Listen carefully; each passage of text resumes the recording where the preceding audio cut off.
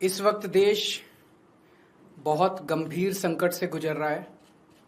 पूरे देश में एलपीजी गैस जिसे हम बोलते हैं, जो घरों में खाना बनाने के भी काम आती है, रेस्टोरेंट में, इंडस्ट्री में, तरह तरह से लोग इसका इस्तेमाल करते हैं, एलपीजी सिलेंडर का, गैस का।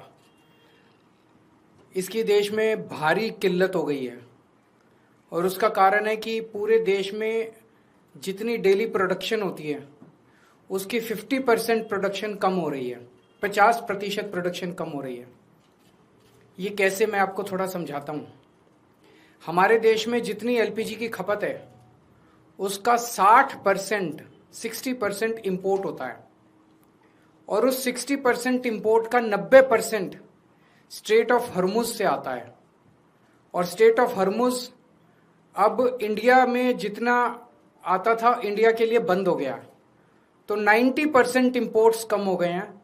तो लगभग 50-55% प्रोडक्शन हमारे देश की एलपीजी की कम हो गई है।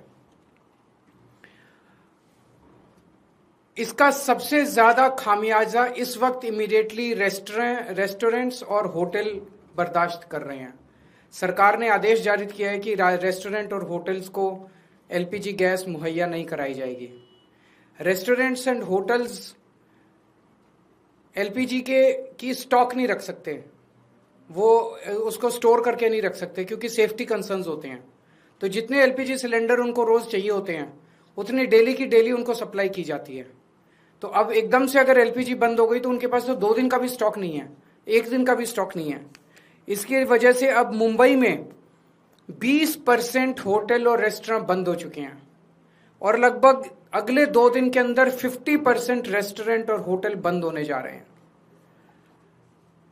तमिलनाडु में लगभग 10,000 होटल और रेस्टोरेंट्स बंद होने की कगार पे हैं।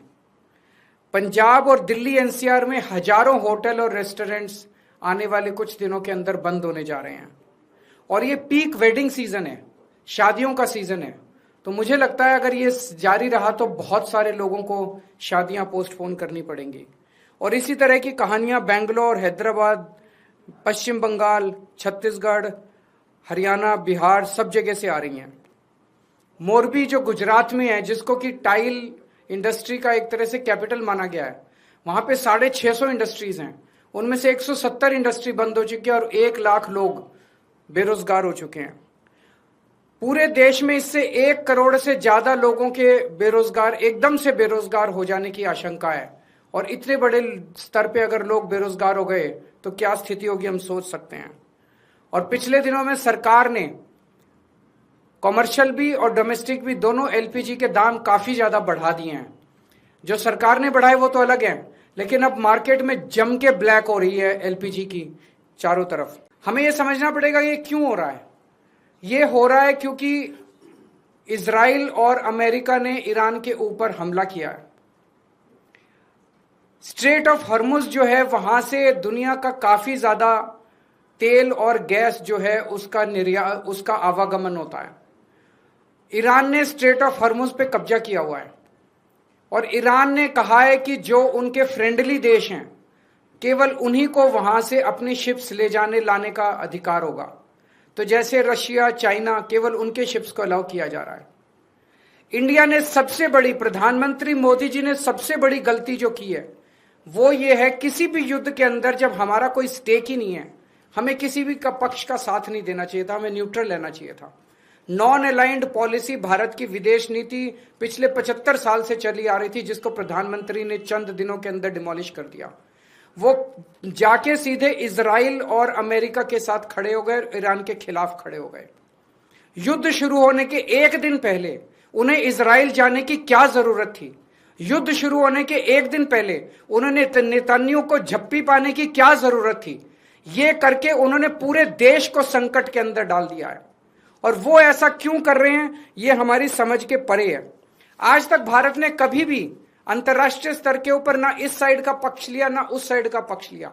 इवन कोल्ड वॉर के जमाने में भी जब जो 2 पोल्स होते थे दुनिया के, उस वक्त भी भारत जो है नॉन अलाइंड मूवमेंट का पक्षधर था, तब भी हमने किसी का पक्ष नहीं लिया।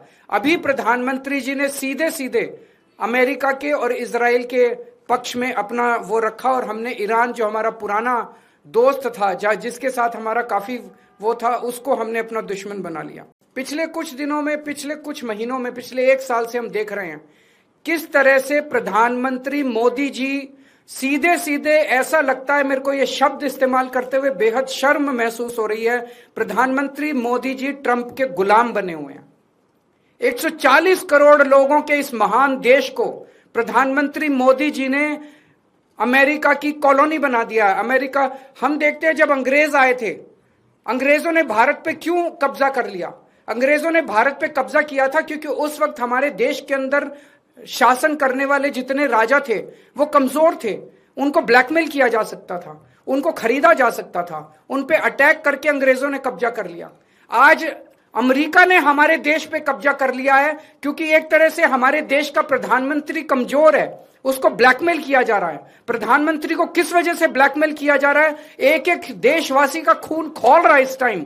जिस तरह से डेली ट्रंप और वहां के छोटे छोटे सेक्रेटरी, छोटे छोटे अदने से कर्मचारी, अफसर अमेरिका के हमारे प्रधानमंत्री का, हमारे देश का मजाक उड़ाते हैं रोज टीवी के ऊपर बैठ के। खून खौल उठता है एक भारतवासी का, खून खौल उठता है एक देशवासी का, जिस तरह से हम इतनी जिल्लत और इतनी इंसल्ट महसूस कर रहे हैं। ऐसा हमने क्या किया है?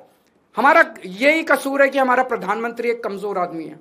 जो आदेश देते हैं ट्रंप, सर झुका के, जी हजूर करके हमारे देश के प्रधानमंत्री उसको मान लेते हैं।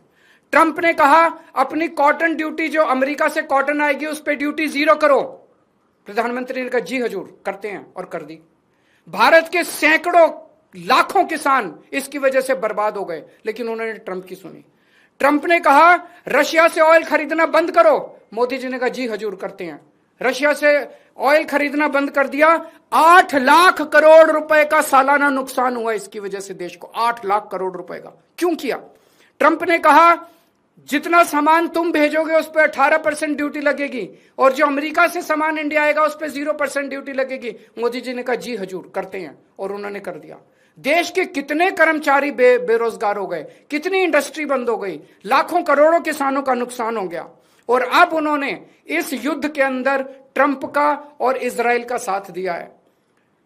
हम ये जानना चाहते हैं कि प्रधानमंत्री जी की क्या मजबूरी है? कुछ तो है ट्रंप के पास प्रधानमंत्री मोदी जी का, जिस वजह से मोदी जी इतने मजबूर हैं।